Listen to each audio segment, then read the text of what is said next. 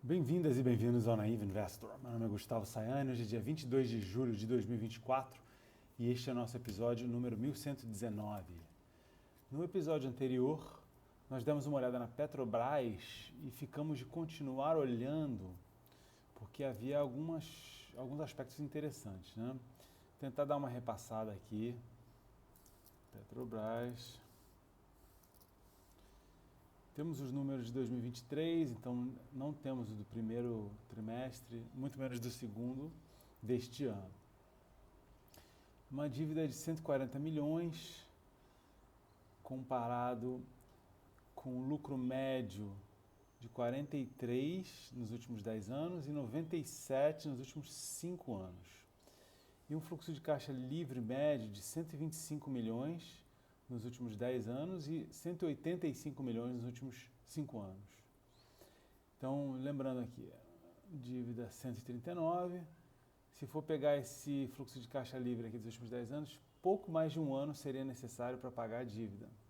Se for pegar o lucro, vai dar aí uns 3 anos, que é no limite do desejável, mas quem sabe a gente pode confiar um pouquinho mais na média dos últimos 5 anos. Comparado com o patrimônio, a dívida é 0,36, então ela veio numa trajetória de um bom número de anos aqui, caindo. A mesma coisa o passivo, ok, em 2021 ele estava até mais abaixo, mas no geral aqui, desde 2016, que quando eu comecei a anotar nesta planilha, ele melhorou. E o que saltou aos olhos foi que o preço da empresa, comparado com esses resultados, parecia atraente, né? Então, a empresa estava vendo a 4 vezes o fluxo de caixa livre médio dos últimos 10 anos. E se for pensar o múltiplo em relação ao fluxo de caixa livre dos últimos 5 anos, aí vai dar isso aqui, quer ver? Vai dar menos de 3 vezes. Então, isso é extremamente atraente, né? É claro que a Petrobras, o aspecto qualitativo, o aspecto do governo ter voz bastante ativa na Petrobras, tudo isso precisa ser considerado. A história recente da Petrobras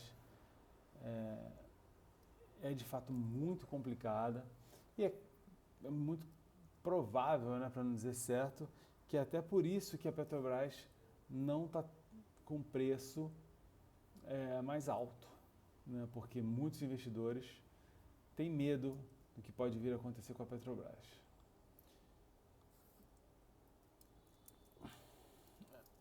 Eu vou fazer algumas coisas aqui. A Petrobras vai acabar sendo, no mínimo, uma minissérie de vídeos aqui na sequência. Então hoje eu vou pegar os números de 2024. Petrobras, Central de Resultados.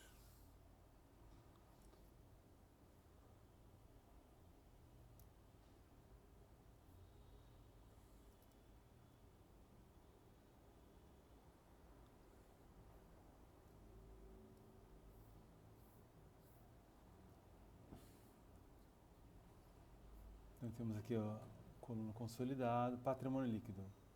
409 bilhões 922.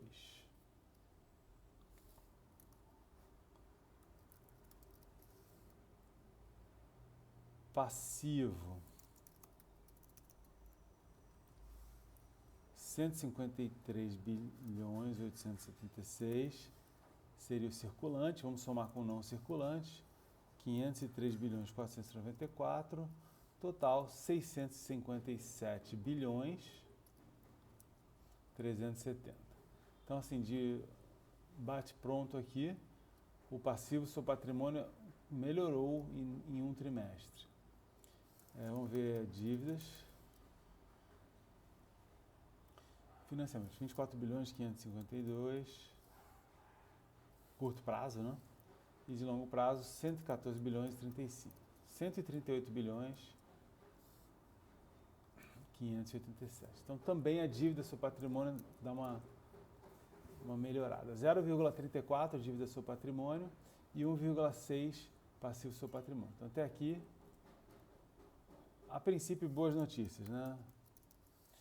Liquidez corrente, então ativo circulante, 165 bilhões 964 divididos por 153 bilhões 876. Então, 1,08. Melhor aqui. Vejamos receita, 117 bilhões 721. Vou fazer uma projeção muito simplista, que é multiplicar por 4. Se isso é um trimestre, multiplica por 4 e, enfim, imagina, sem levar muito a sério, que isso vai ser o resultado do ano inteiro. Lucro, 23 bilhões e 810. Vou fazer a mesma coisa, mas sem levar isso com grande seriedade, tá?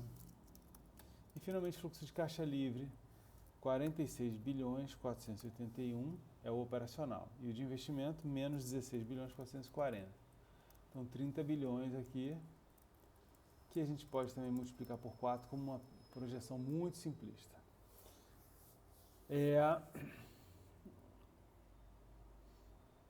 O operacional este ano não foi tão bom quanto no primeiro trimestre deste ano, não foi tão bom quanto no primeiro trimestre do ano passado. 46 versus 54, arredondando. E ainda ela investe mais este ano, então o fluxo de caixa livre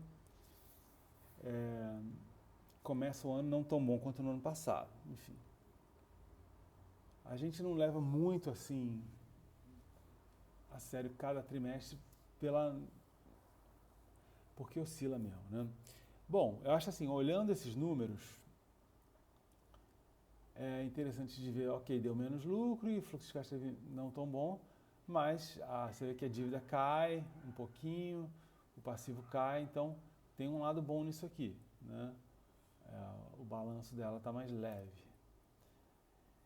Acima de tudo, né, a gente vai fazendo essas análises e buscando motivos para filtrar, né, para não seguir em frente com as empresas. E nesse caso eu não vi motivo só por causa desse número desse ano, não. Tá?